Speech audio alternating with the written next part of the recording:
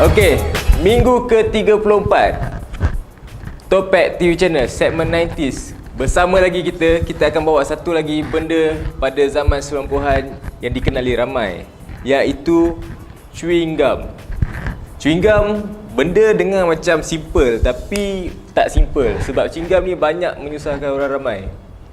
Bukan sahaja menyusahkan negara, tapi pernah juga menjadi satu fenomena. Nak tahu sebab apa? Jom kita check dulu. Okey, yang ini adalah chewing gum pada zaman 90-an. Okey, iaitu dikenali sebagai chewing gum Murakawa, bubble gum. So kalau zaman 90-an korang pernah nampak lah chewing gum muka kucing ni. So dia ada dua versi, satu yang warna merah, satu warna kuning. Tak ada beza pun dua-dua ni, cuma gambar kat luar je.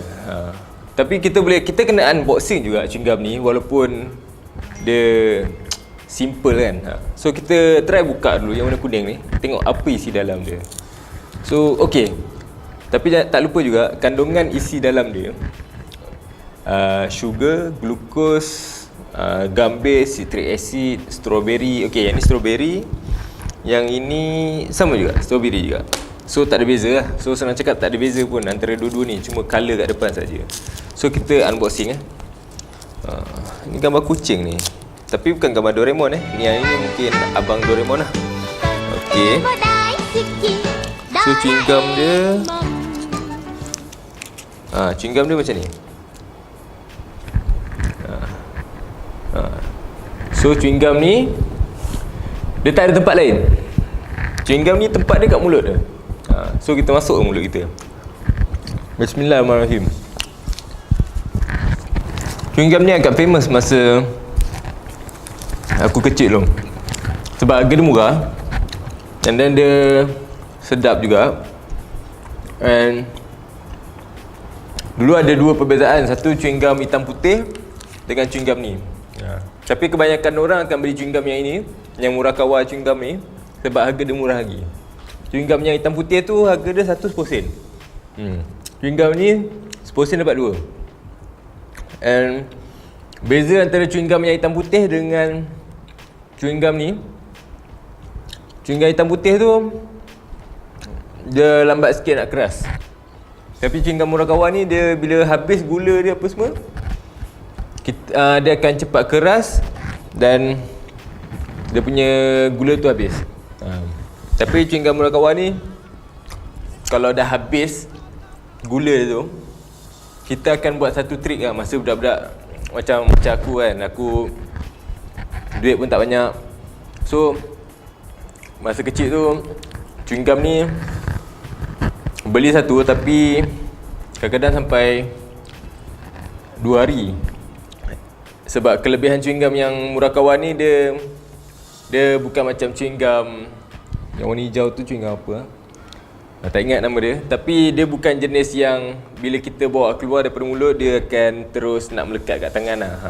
So kita boleh selamatkan chewing gum ni, and kita bawa masuk peti ais, and then kita simpan lah, macam tu.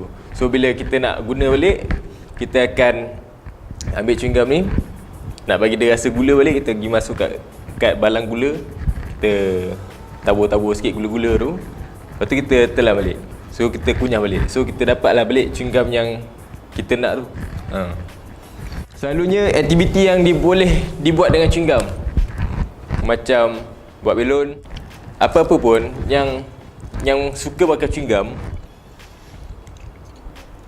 dia mesti masa dia kecil, waktu tu dia tak tahulah sangat pasal undang-undang ke apa ke, pasal tata susila ke, adab sopan santun, dia akan buang dekat, bila dia rasa macam chewing gum tu dah tak ada gula, dah rasa macam nak kena buang, dia akan pergi meludah.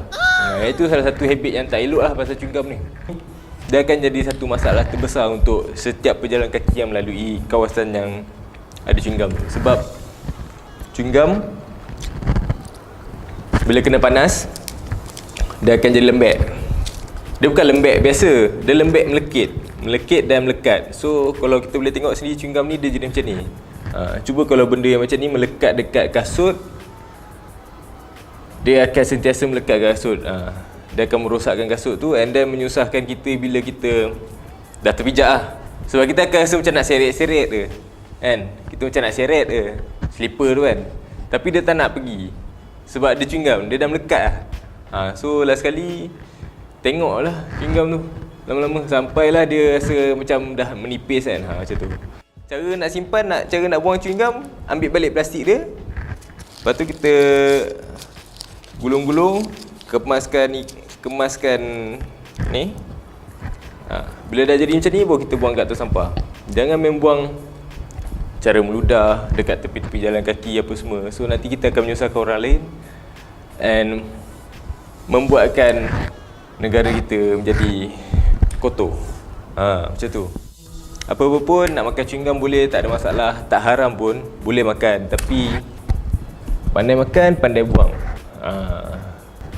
Next time kita bawa makanan lain pula. InsyaAllah kita akan bawa makanan yang legend, gula-gula yang legend. And terima kasih juga kepada Animagi Studio sebab bagi kita chance untuk buat shooting dekat studio yang sempoi best, penuh dengan lightning apa semua ni. Terbaik Jai. Thank you Jai. Okay. So next time kita jumpa lagi. Like, follow, share Topik TV channel. Bye bye. Assalamualaikum.